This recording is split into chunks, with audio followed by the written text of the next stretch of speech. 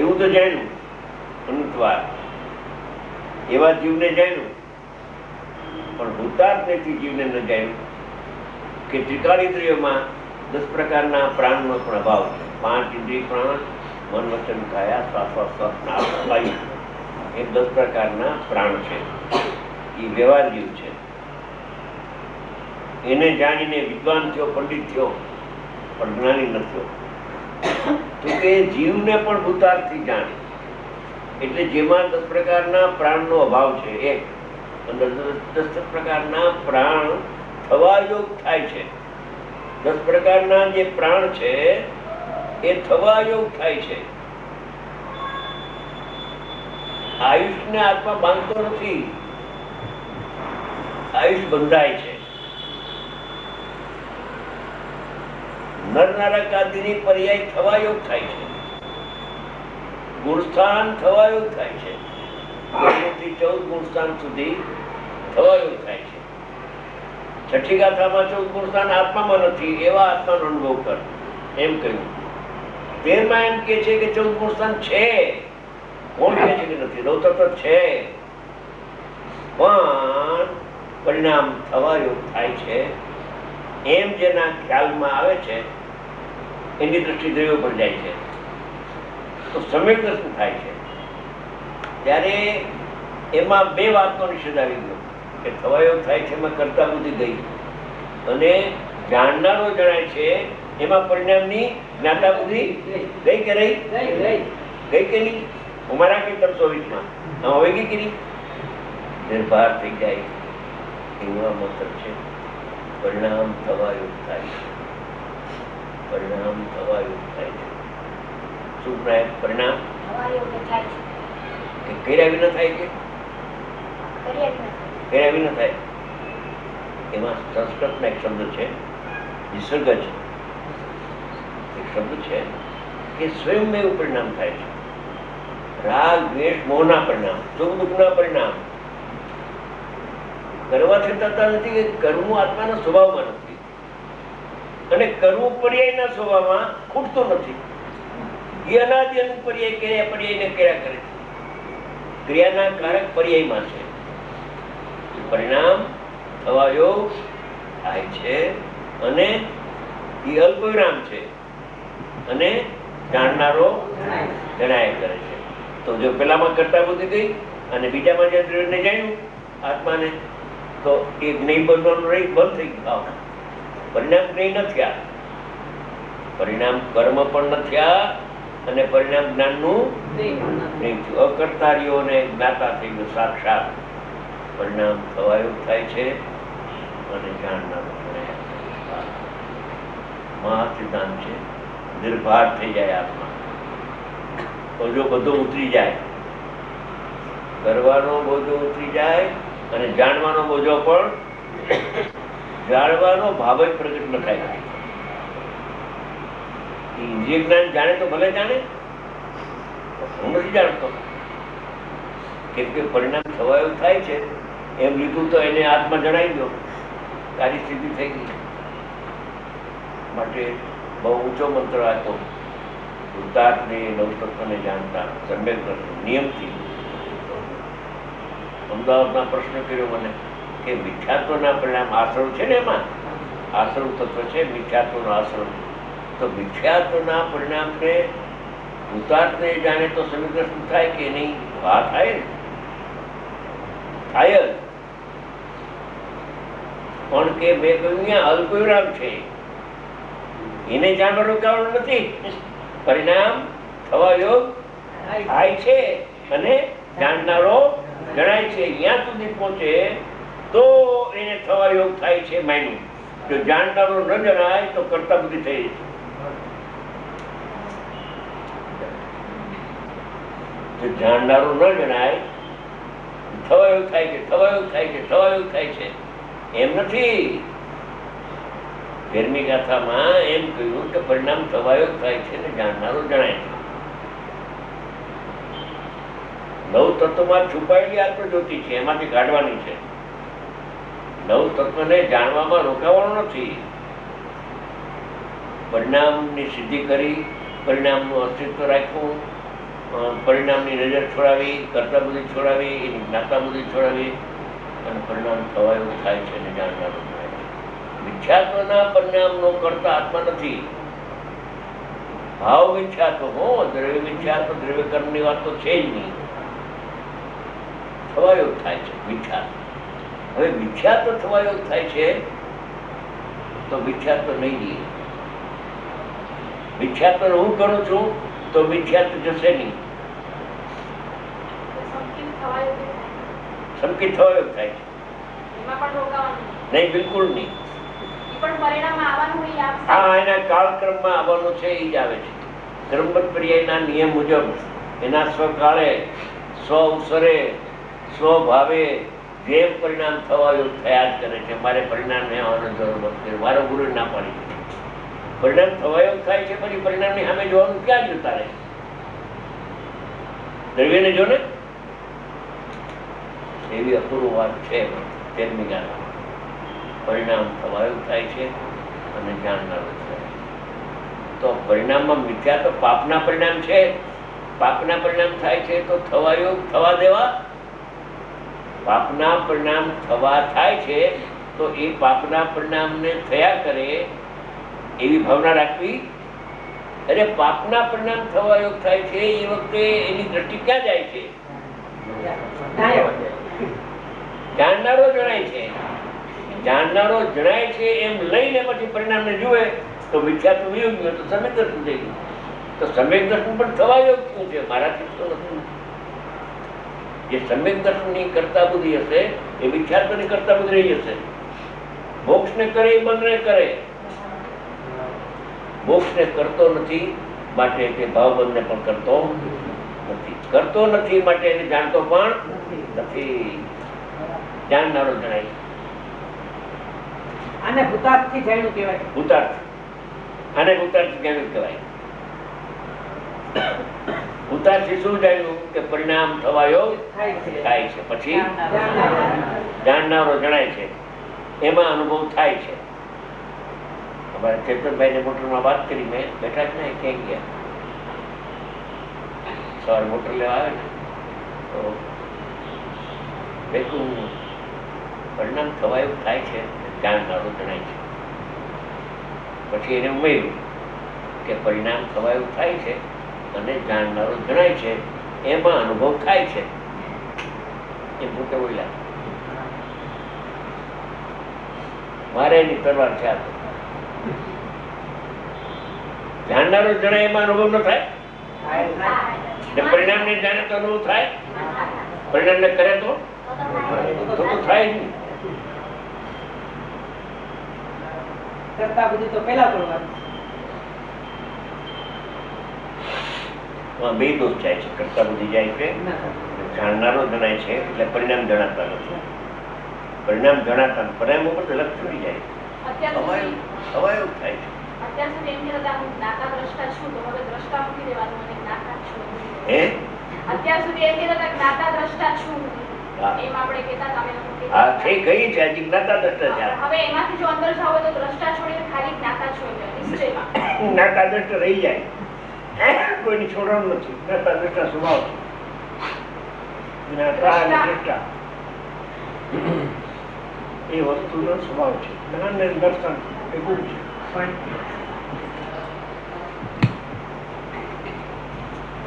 બેનનું એમ કહું છે ત્યાં દ્રષ્ટા કેમ લેવું?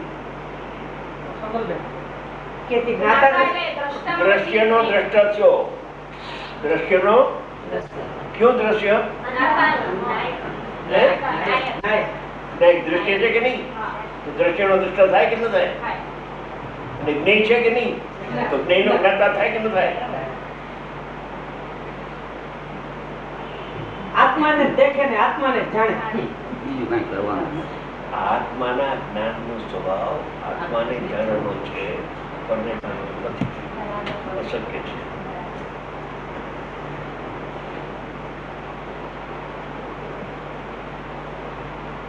કહેવાય પણ બહુ જવલે છે. તાત્વિક વાતો બહાર આવે છે. જ્યાં સુધી મૂળ વાત બહાર ના આવે ત્યાં સુધી દ્રષ્ટિ કરે છે.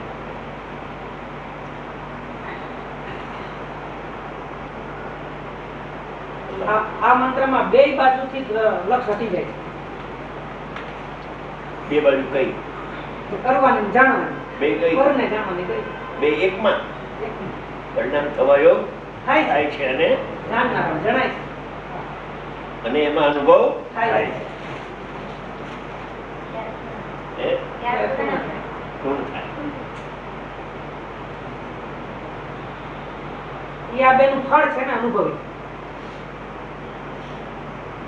અનુભવ થાય જ થાય જાણનારું જણાય અને જાણેલાનું શ્રદ્ધાન ન થાય જાણવામાં આવ્યું શ્રદ્ધાન પ્રગટ થાય છે સમગ્ર જાણેલાનું શ્રદ્ધાન થાય. હવે આ 13મી ગાથા જે છે એનો એક ભાવાર્થ છે ઊંચો બહુ જે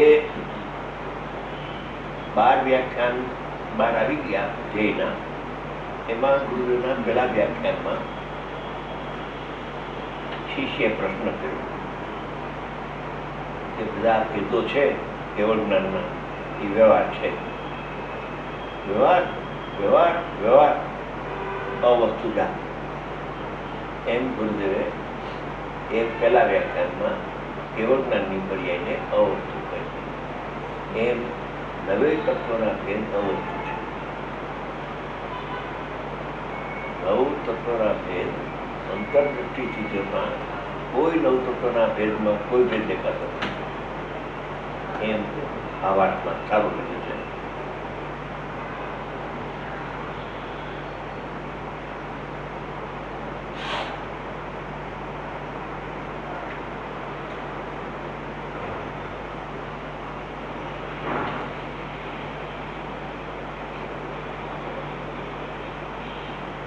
ભાવાર્થ આ નવ તત્વોમાં બહુવચન આ નવ તત્વોમાં બરાબર એટલે નવ તત્વો છે પરિણામો છે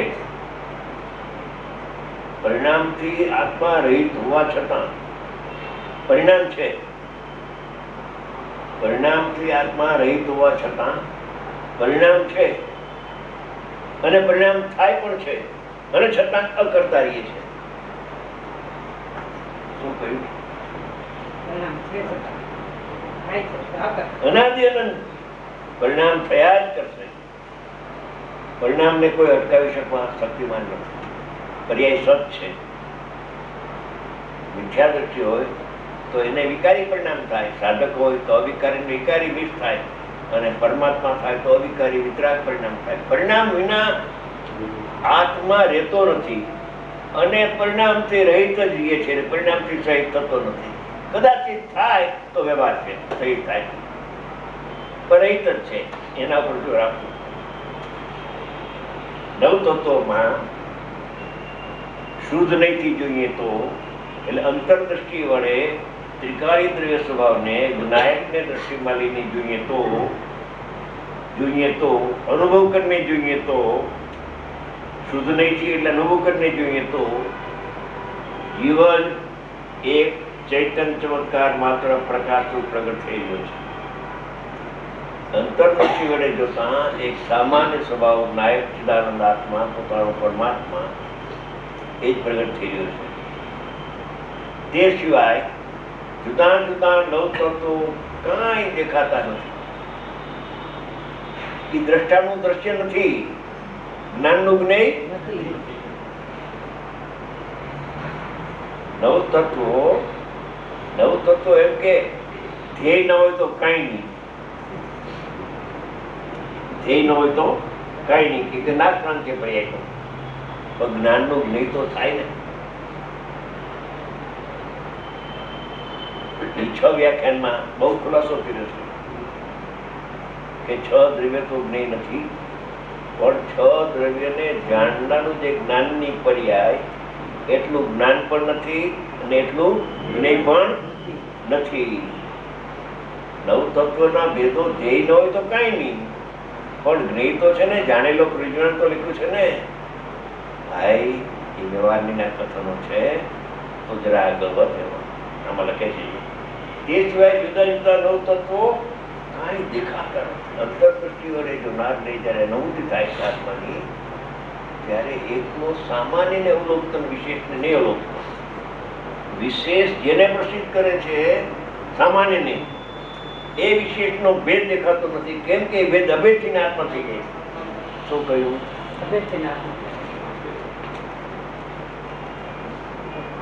જ્યારે સામાન્ય તરફ ઉપયોગ આવે છે ત્યારે એકલો જ્ઞાનાનંદ પરમાત્મા દેખાય છે, અને એને દેખનારી જે પર્યાય પ્રગટ થાય છે એ પર્યાયનો ભેદ એમાં દેખાતો નથી. કેમ કે એ ભેદ દેખાય છે તો અનુભૂતિ નથી, અને અભેદ ન થાય કથનચિત તો પણ અનુભૂતિ નથી.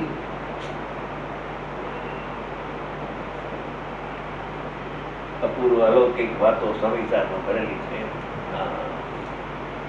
આનંદ આવો છે. કથનચિત અભેદ થાય ત્યારે આનંદ આવે છે.